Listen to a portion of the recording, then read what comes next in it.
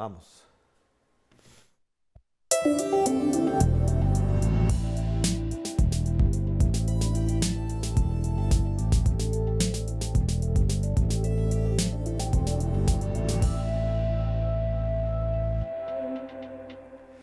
Bienvenidos y bienvenidas a Enclave Política. Una cumbre de las Américas sin un solo país ya no es de las Américas y tampoco es cumbre. El país anfitrión ha decidido excluir a Cuba, Nicaragua y Venezuela, pero también los países caribeños por esta decisión han optado no asistir. Y por tanto no es cumbre ni es de las Américas, insisto. ¿Será de Estados Unidos y sus aliados? ¿Qué rol jugarán en esta cumbre países como México, Argentina, Chile o Perú, por mencionar nada más de ellos? ¿Harán prevalecer su postura de autónomos y soberanos para rechazar, como ya lo hizo México, esta exclusión? De esto queremos conversar con el analista Cristian Rodríguez, a quien le damos la más cordial bienvenida. Cristian, qué gusto tenerte por acá. ¿Cómo estás? Hola, hola, muchas gracias una vez más encontrarnos, querido Orlando, en estos debates tan interesantes.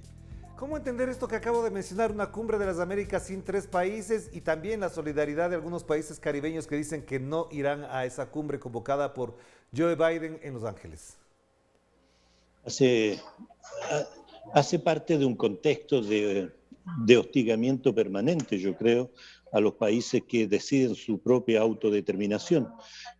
Creo que tú tienes esta cumbre de las Américas y por otro lado tú tienes una CELAC creciendo, profundizando, abriéndose al conjunto de América Latina y mucho más allá, con el Caribe. Entonces, creo que es tiempo también de la hora de la dignidad de nuestros pueblos de decir que la tutela y el patio trasero, esa política implementada de Estados Unidos por mucho tiempo, ya terminó. Y siendo así, ¿cómo se inscribe esta cumbre dentro de lo que vive el mundo? Es decir, un conflicto en Ucrania, donde, por ejemplo, los países del G7 ya han decidido incluso ahogar mucho más a Rusia, que es en realidad el discurso de los Estados Unidos. Mira, el conflicto casi mundial, si no lo detenemos, si no impulsamos una diplomacia urgente por la paz, evidentemente en Ucrania hay que preocuparse. Yo creo que América Latina tiene mucho que decir, así lo ha ido diciendo Lula hace muy poco. Todo el mundo creo que miró con mucha atención su entrevista en el Time y también este viaje, que es la antítesis, el viaje desarrollado por el presidente AMLO a Cuba recientemente, donde tú ves cómo se busca unirse, se busca reforzar y por otro lado se busca dividir.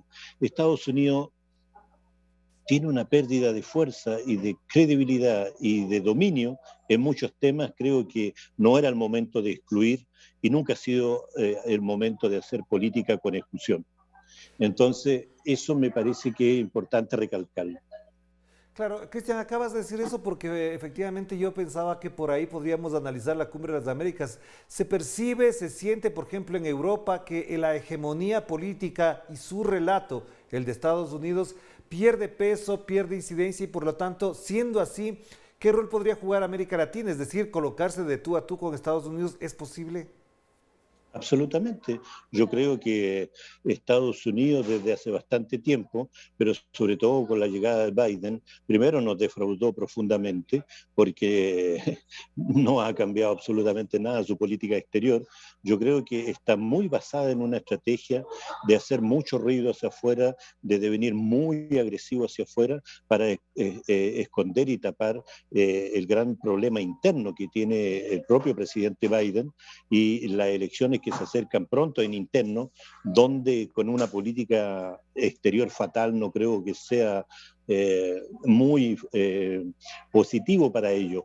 Yo tengo la impresión de que todos los análisis que hacemos desde Europa sobre el comportamiento de Estados Unidos, esta política agresiva, acá tenemos, usted sabe muy bien, la presencia de la OTAN, dirigida por Estados Unidos, estos conflictos fronterizos sin jamás tener problemas en su frontera el mismo, que arma en todas partes, creo que América en su conjunto debe presentar y reforzar la CELAC como una alternativa a esta influencia de Estados Unidos. Y es posible, yo creo que se acabó el mundo unipolar, y viene un mundo multipolar donde la presencia de Brasil, si gana Lula, la presencia, él mismo lo decía, sobre el tema del BRICS, sobre el tema de el dólar ya no es la moneda mundial, en fin, hay múltiples estrategias que demuestran que ya no estamos en el mismo escenario y Estados Unidos no es el dueño de nadie. Y siendo así, entonces, ¿qué le corresponde a América Latina? Porque ya lo ha dicho Lula, lo ha manifestado, pero no es presidente todavía, gobierna todavía Jair Bolsonaro. Argentina, países como Chile, México mismo, podrían incluso generar otros procesos de una mejor relación interna. Por ejemplo, el propio Lula ha dicho que va a restablecer y fortalecer la UNASUR, va a consolidar la CELAC, pero ¿le sientes al resto de América Latina en la misma onda? ¿Están sintonizados así o no? Tarde o temprano, cada país tiene que darse cuenta de que unido frente a esta ofensiva neoliberal, eh, unidos necesitamos una estrategia no solamente por sobrevida, sino por demostrar que es posible otro mundo, que otro mundo es posible fuera del neoliberalismo. Entonces, si Perú, sí Chile, sí Argentina, sí México, sí Venezuela, sí Cuba, etcétera, no buscamos todos una armonía, yo creo que nosotros estamos cada vez mostrando los puntos débiles donde Estados Unidos, por supuesto, se mete, entra y nos divide aún más. ¿Qué quedó del cartel de Perú? ¿Te acuerdas del cartel de Lima? Absolutamente nada. Bolivia, la fuerza de Bolivia tiene que estar también. O sea, yo creo que es urgente reforzar eso, y eso es lo alternativo. La CELAC, UNASUR, que está desgraciadamente en un estado bastante débil, tiene que aparecer como actores fundamentales frente a Estados Unidos. La OEA, hemos dicho que la OEA como instrumento no sirve absolutamente para nada hoy día, y creo que es bueno ya de decidir los países que están salir de la OEA, como lo han hecho algunos ya. Pero mientras tanto, el señor Biden convoca al resto de América a reunirse y al mismo tiempo le pide al señor Juan Guaidó que converse con Nicolás Maduro. ¿Cómo se entiende esto? ¿Es un resbalón? ¿Es un entredicho? ¿Es una falta de perspectiva, de falta de información? No se entiende que sigan hablando con Guaidó y al mismo tiempo le quieran comprar petróleo a Nicolás Maduro. Demuestra la incapacidad, yo pienso el desconocimiento absoluto de esta nueva realidad en América Latina. Yo creo que pasaron tanto tiempo encerrados en sí mismos que desconocen mucho. Yo estuve presente en Honduras con la presencia de la vicepresidenta de Norteamérica, de los Estados Unidos, y nos dábamos cuenta de que prácticamente están tratando de apuntar por todos lados, pero sin mucha orientación estratégica. Yo eso lo veo venir hace bastante tiempo. Creo que el secretario de Estado nefasto que tienen para América Latina no tiene mucha idea de la realidad y el contexto actual de América Latina. Por lo tanto, es nuestra fortaleza, es una fortaleza para América Latina el poder crear estrategias de conjunto, es lo que yo veo que se está haciendo. ¿Cómo hacer una cumbre de América dejando afuera la mitad de la América? Y entonces, ¿por qué ir? ¿Para qué ir? ¿Por qué tenemos que estar? ¿Cuál es el objetivo? ¿Quién es el que convoca? Hay muchas comidas y muchas cenas diplomáticas que uno no asiste. No Claro. estamos obligados. Y entonces, así para cerrar esta primera parte, Cristian, si ese es el contexto y esas son las condiciones en las que se van a establecer las reuniones de esta cumbre de las Américas, ¿cuál debería ser el tema central? Porque llamar a una cumbre de las Américas en general puede ser cualquier cosa, pero ya de ocurrir, ¿cuál debería ser el tema a fondo que debe tratar esta cumbre? La agenda común de cómo enfrentar la crisis profunda ecológica, cómo enfrentar la profunda crisis económica, y cómo enfrentar el tema de la autonomía y de la independencia de cada uno de los pueblos que participan en estas cumbres. Yo creo que han invitado a discutir la agenda con el gobierno de Cuba. Es que el presidente de Bolivia se sentó para decir, mira, sería bueno tratar este tema o este otro. El presidente de Chile, ¿qué sabe de esta cumbre? ¿Cuál es el punto de la agenda que ellos integraron? Se nota mucha dispersión, y se nota ausencia total de una política de hagamos una agenda común. Yo creo que el tema del hambre, el tema del desastre económico post-COVID, el tema del desastre ecológico que no paran de alertarnos, y el tema de la unidad política de América Latina muchas veces no está en la agenda de Estados Unidos. Claro que sí, hagamos la primera pausa, enseguida volvemos con Cristian Rodríguez para hablar no de la cumbre en sí, porque como digo, no parece que sea cumbre ni tampoco de las Américas. Vamos a la pausa.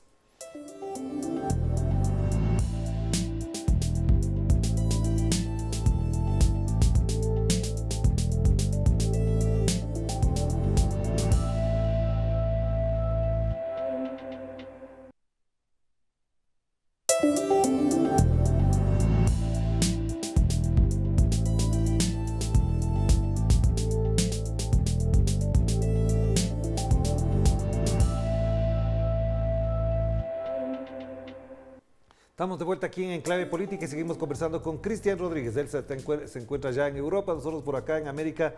Queremos conocer su punto de vista, Cristian, porque desde esta perspectiva, digamos desde Europa, se percibe efectivamente que América Latina tiene la oportunidad de establecer, por ejemplo, otro tipo de geopolítica, hablando de bloques regionales, hasta donde se percibe también que en esa lógica Estados Unidos sea una parte y no la parte del todo de América. Mira, si la idea es reunir una cumbre de la América para sacar una resolución contra Rusia en el tema de la guerra, hay que tenerlo claro en la agenda. Los países que participan saben a qué van.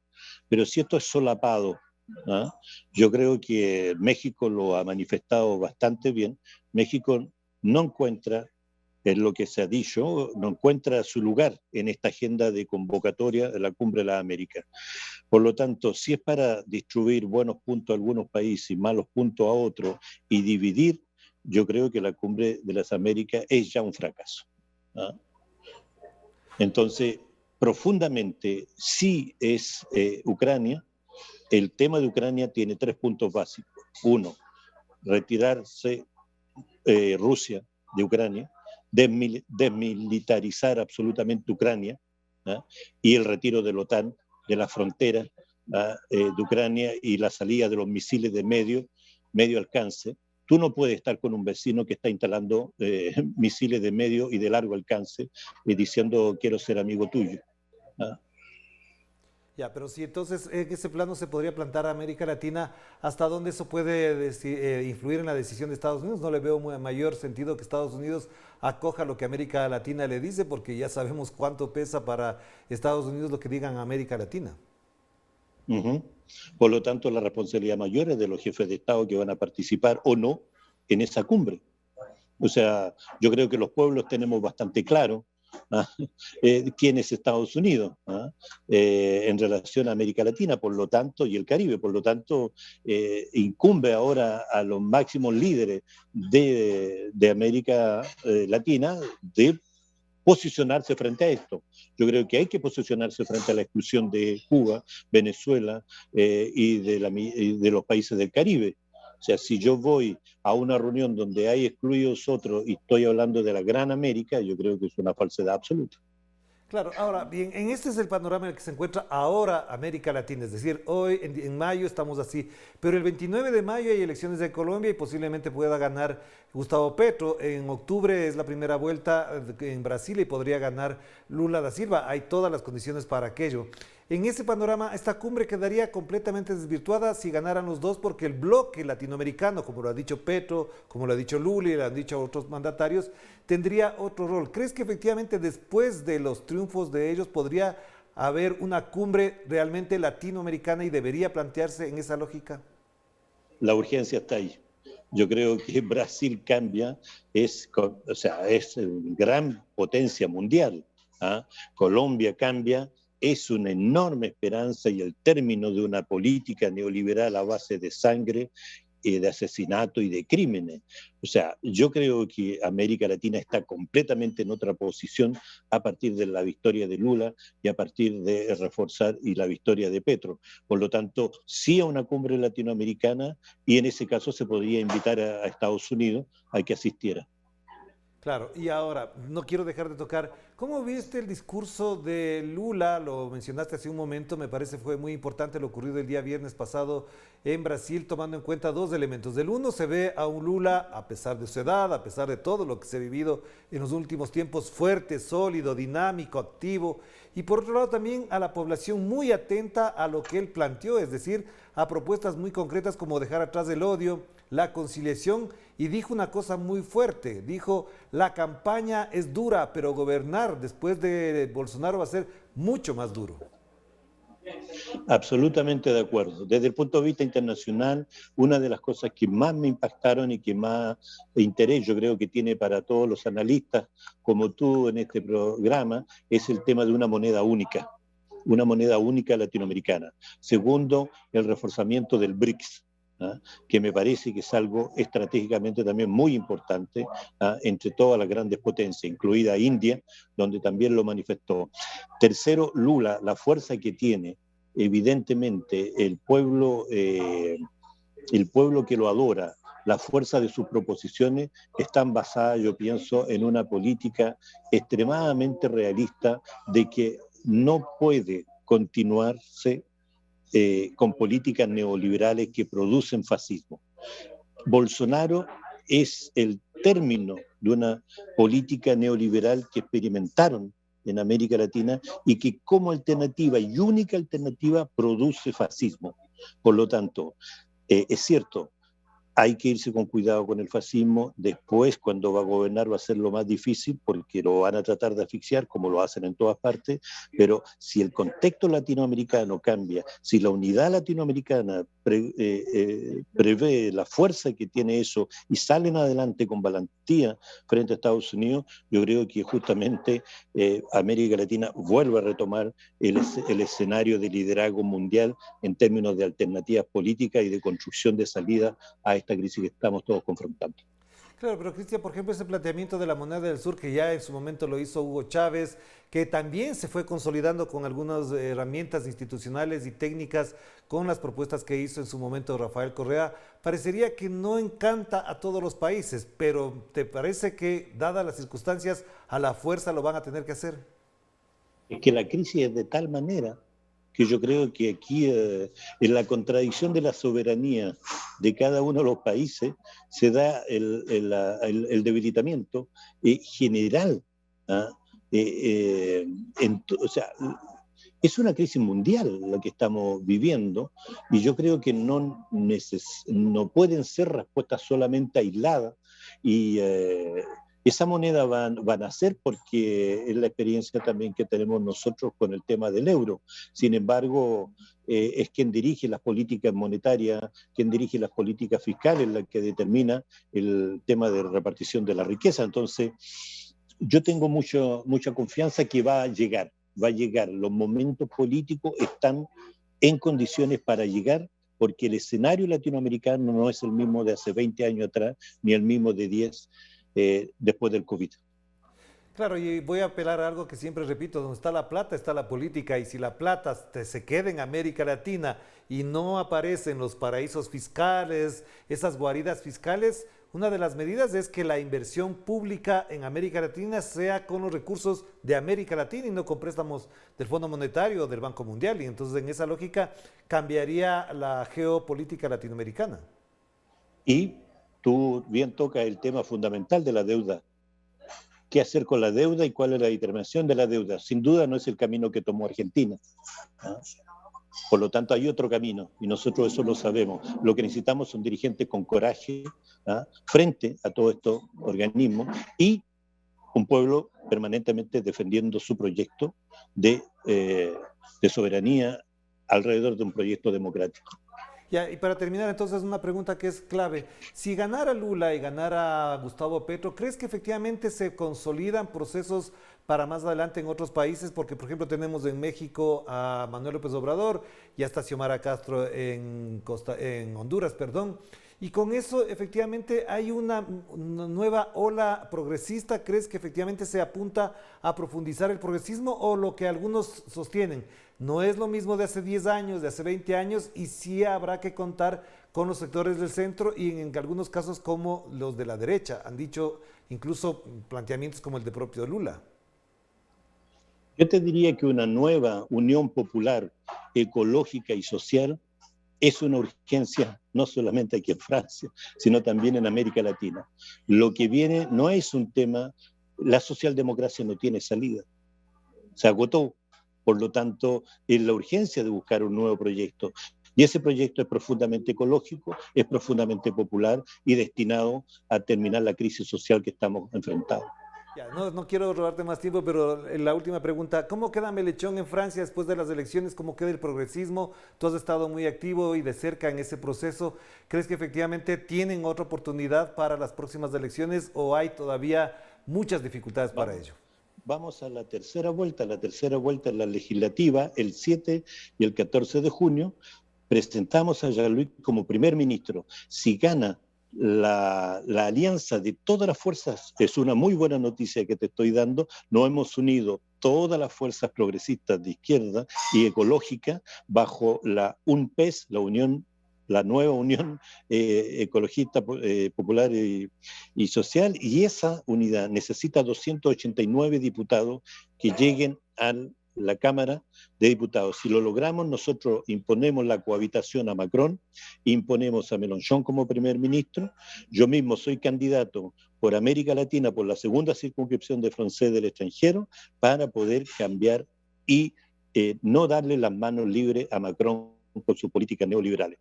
Yo pienso que vamos a llegar si todo el mundo nos apoya. Así que el escenario en la tercera vuelta volveremos a vernos a fines de junio, ojalá con Mélenchon dirigiendo un gobierno más progresista y más de izquierda en toda Europa. Ese es el dato. Es posible. Claro que sí. Gracias, Cristian. Volveremos entonces a invitarte para conversar cuando esto ocurra y estaremos atentos a lo que vaya evolucionando el proceso político en Francia también. Te mando un abrazo, que estés muy bien. Gracias a ti, Orlando. Hasta muy pronto. Adiós. Gracias a Cristian Rodríguez a propósito de la Cumbre de las Américas y también no queda más que hablar con él sobre lo que pasa en Francia en este momento. Les mando un abrazo. Cuídense mucho. Chao, chao.